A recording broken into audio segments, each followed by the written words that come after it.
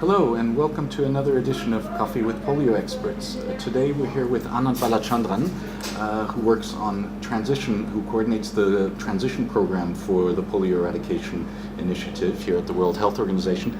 Anand, thank you so much for being with us here today. Transition, what exactly does that mean? Well, simply put, when Rotary started polio eradication, I think way back in 1985, they coined their program as Polio Plus. And what we are trying to ensure is once polio has been successfully eradicated, we have a clear plan to make sure the pluses of Polio Plus are sustained and are used to really strengthen countries so that they can provide better health services for their people. When you say pluses, what exactly do you mean? What are these pluses? Sure. When polio eradication initiatives have been undertaken in countries, polio-funded staff have not only provided support for polio eradication itself, but have also supported the health systems, like running other immunization campaigns, like contributing to disease surveillance efforts, contributing to emergency outbreaks like Ebola and SARS, or even natural disasters like in Nepal when they had the landslides and earthquakes. So the pluses mean additional activities that the polio eradication staff and capacities, including cars and equipment, how they have contributed to the broader health systems in these countries. So in fact, that's the unique nature of Polio Plus. It's not only doing polio, but it's contributing many pluses to the entire health system of these countries. Let me give you a very concrete example of how the polio infrastructure is contributing to other health initiatives. As you're well aware, there was this huge Ebola outbreak in West Africa, and there was a case of an individual traveling from West Africa, I think from Sierra Leone, into Lagos, Nigeria. And Lagos is the biggest city in Nigeria, which is the most populous country in Nigeria. So once this person had landed in Lagos and got affected by the disease, it was the polio surveillance network that was used to detect all the contacts of this one particular case and make sure that they were quickly controlled. And the emergency operation centers established by the polio program was very nicely put into effect to stop the spread of Ebola in Nigeria. If Ebola had spread in Nigeria, it would have been many more thousands of cases than we have seen. So this is a very concrete example of something that happened a few years ago. And let me just add, as we speak, we have an Ebola outbreak in DR Congo at the moment. Yeah. At the epicenter of where these cases are identified, there are 6 polio-funded staff working on the Ebola response at the epicenter, and in addition there are at least 10 to 15 other staff at the regional and provincial level working on controlling this outbreak in DR Congo. So the role of the polio surveillance network and polio funded staff and capacities is simply invaluable in countries that have very weak health systems and very little resources. It sounds like it's of tremendous value over and beyond polio eradication. After polio eradication finishes, or after polio is eradicated, what will happen to this infrastructure and these benefits? Sure. There is a clear process on what will happen to this infrastructure. First, we need to have a very clear mapping of what assets are available in these countries. How many staff, equipment, offices, cars, computers, and so on. So we do a very clear mapping first of what is available in the country that's been funded by polio. Secondly, we ask the countries themselves, what are your priorities, health priorities, once polio is finished? How can these capacities be used to support those health priorities?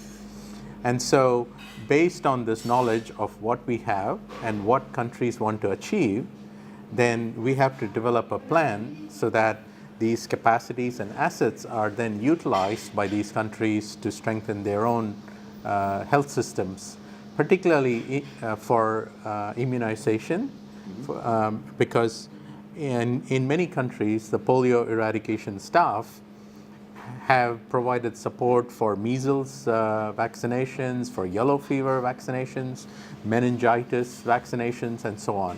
And also for disease surveillance. It's generally the polio surveillance staff who detect a lot of these outbreaks.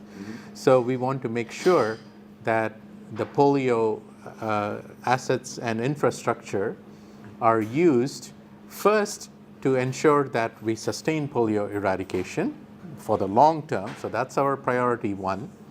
Priority two is to strengthen immunization systems. And priority three is to strengthen the capacity of countries to respond to health emergencies. So to again, going back to your question, what will happen or how can we implement transition, here are the very three clear objectives that we have of sustaining polio eradication, strengthening immunization, strengthening emergency response. It sounds like you have a huge job. You're in charge of coordinating all this. Will you achieve it? I mean, are countries on board? Are partners on board? The international development community, the World Health Assembly? I mean, yes. What support will you need?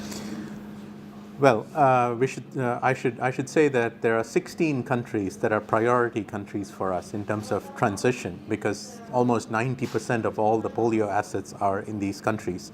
Now, these 16 countries have fully committed to coming up with a national transition plan. So they themselves have created their plans, and not all of them, I would say 14 of them have finished their plans. Now, these plans will need to be implemented. These are country level plans. In addition to that, at the global level, the Director General has now put forward a global 5-year strategic plan for how can we effectively transition or integrate, I would say, some of these polio assets to achieve these broader goals. And so the World Health Assembly has now reviewed this report by the Director General and has endorsed this report. And so by looking at country-level national plans and how we can implement that, and looking at the overall global plan on what needs to happen for the long term in these countries, we can really make sure that the capacities, the knowledge, and the assets of polio eradication are well captured and are used to strengthen country health systems. Anand, thank you for sharing your insights. I think it's been very, very valuable. A lot of people are talking about transition. It sounds like getting to eradication obviously is a huge collaborative partnership effort, ensuring its transition successfully as well.